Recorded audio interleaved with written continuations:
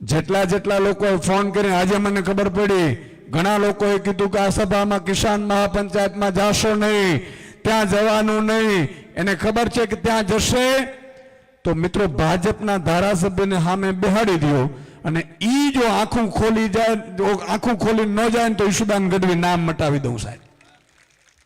કારણ કે આપણે સાબિતી સાથે વાત કરીએ છીએ, આપણે દાવાઓ સાથે વાત કરીએ છીએ.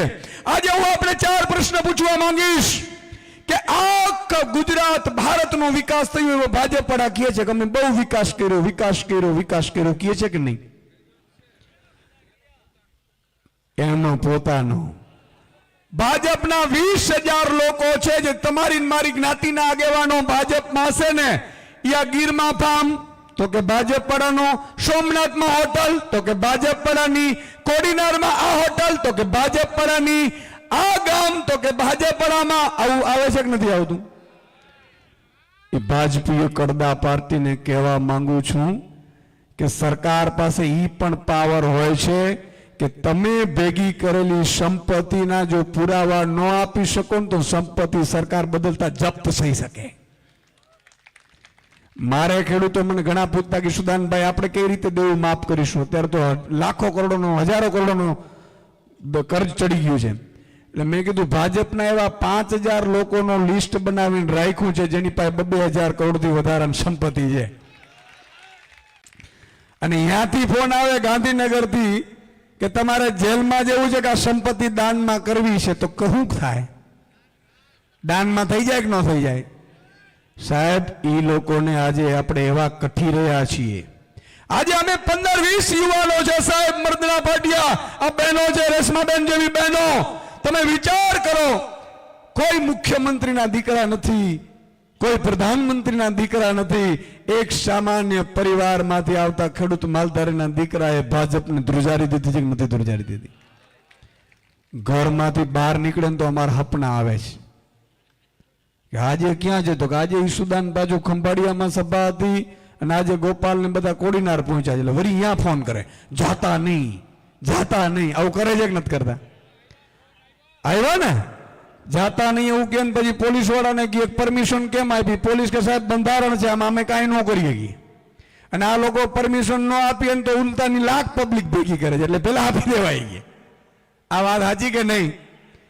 અને તમે જુઓ, વિનાશ કાળે વિપરીત બુદ્ધિ.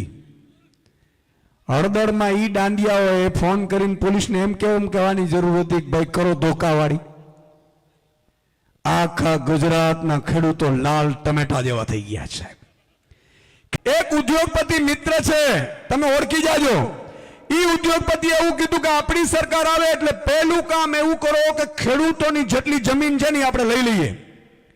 સાંભળજો, જમીન લઈ લઈએ. અને સાહેબ તમને આશ્ચર્ય થશે, આ ટેકાના ભાવે મગફળી 125 મણ આવેલી, બરોબર? ગયા વર્ષે 250 મણ હતી, આ વખતે 125 આવી ગયા ને. હવે આવતા વખતે 20 મણે આવવાના છે. પણ એનાથી મોટી વાત કે જેટલા જેટલા ટેકાના ભાવે મગફળીની ખરીદી ચાલે છે ઈ કોણ કરે છે ખબર છે? ભાજપનો નેતા કરે છે. અને ઈ ભાજપના નેતાને 1 મહિનાની અંદર ટેકાના ભાવે મગફળી ખરીદશે, એમાં કમિશન પેટે 1.5 કરોડ મળવાનો છે. કેટલું?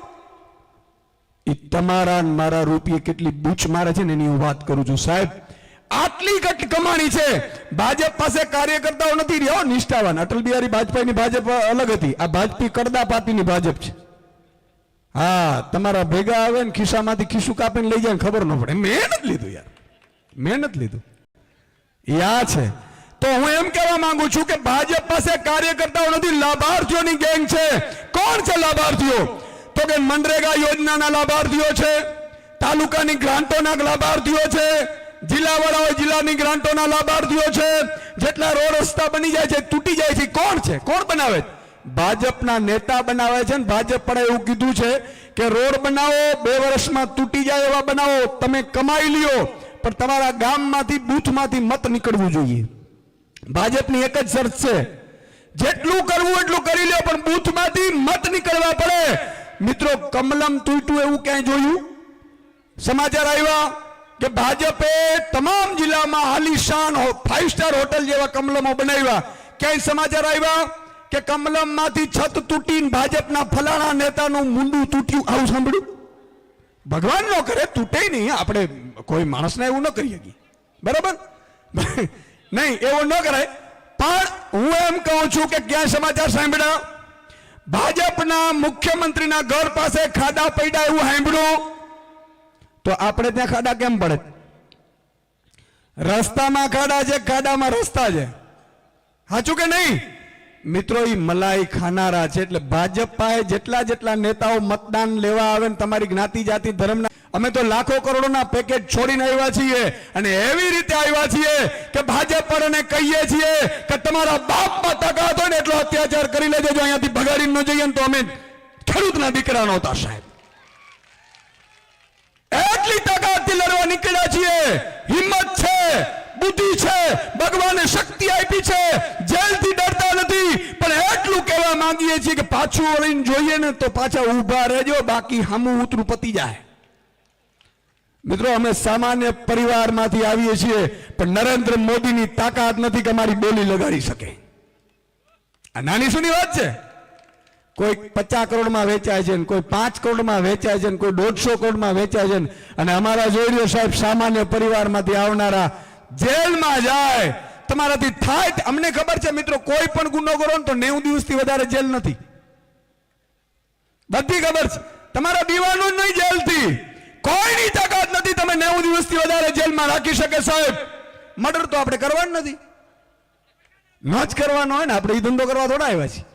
તો કોઈ પણ છે ચેતર વસાવાને જેલમાં નાખ્યો કે ગ્લાસ ફેંકો ને ફલાણું ઠીકું ઢીકડું ઠીકું છી પણ દી હોય 307 લગાડી. બોલો મારા વાલા હોય એનાથી બીવાન ન. હું તો પોલીસ વાળાને કહું છું કે આવા કેસ અમારા ઉપર કરતા રહ્યો,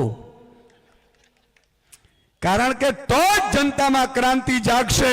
અને જે દિવસે મારી માતા બેન દીકરી એમ કહેશે એના ઘરેથી એના ભાજપના પતિને કે હવે આ રાક્ષસને તું જો અહીંથી ગયો રાક્ષસની સાથે તો કાલે હું તારા છૂટાછેડા આપી દઈશ.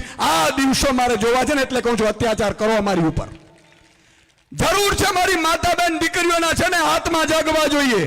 આજે ભાજપમાં તમારી બહેનો સહેલીઓ હોય ને કહેજો કે આ બુચુસિયાઓનો ખાઈને તમને ઓડકાર આવે છે, શું આવે? મિત્રો, હજારો કરોડ રૂપિયા, લાખો કરોડ રૂપિયા ખાઈ ગયા. અને એવું નથી કે ખેડૂતો ઉપર દેવું છે તો માફ ન કરી શકાય. ખેડૂતોનો જો દેવું માફ ન કરી શકાતા હોય તો નરેન્દ્રભાઈ મોદીએ 10 વર્ષની અંદર 70 ઉદ્યોગપતિઓના 16 લાખ કરોડ રૂપિયા માફ કર્યા છે. એ ક્યાંથી આવ્યા? આ વાત સાચી છે? તો મિત્રો, હું છેલ્લે આપની વિનંતી કરવા આવ્યો છું. કોડીનારના પ્રશ્નો છે, સોમનાથના પ્રશ્નો છે, પાક સહાયના પ્રશ્નો છે, ઢગલાબંધ પ્રશ્નો છે. પણ મને હમણાં ભાજપ પર એવું કહેતા હતા, મને કે સુદાનભાઈ તમે ગમે તેટલી મહાપંચાયત કરી લો, ગમે તેટલા લોકો આવશે, છેલ્લે મત તો અમને આપશે. એટલે મેં કીધું એવી શું ગોળી પાવ છો ભાઈ? મને કે ગોળી નથી પાતા, અમે બધા જ્ઞાતિના આગેવાનો છે ને અમારામાં રાખ્યા છે. ચૂંટણી ટાણે ઈ માણસ એના ઘરે વયો જશે, જ્ઞાતિ જાતિ ધર્મના નામે મત લઈ આવીશું. આવું ભાજપ પડા કહેતા હતા. આ વખતે આવું થવા દેવું જ ભાઈ? જોરથી બોલો, થવા દેવું છે? મિત્રો, હું એટલા માટે આ કહેવા માંગુ છું કે આ આપણી અસ્તિત્વની લડાઈ છે. આ કોઈ દેવા માફીની નથી માત્ર, આ કોઈ સહાયની નથી માત્ર. પણ મારે એમ કેવું છે કે ખાતરની લાઈનોમાં ઉભા રાખે, બિયારણમાં જંતુનાશક દવામાં આપણે લાઈનોમાં ઉભા રાખે, આપણે પાક વીમો નો આપે, આપણે સહાય નો આપે, અને છતાંય આપણે કમળનું બટન દબાવીએ તો એમાં આપણું વાંક કે ભાજપ વાળાનું?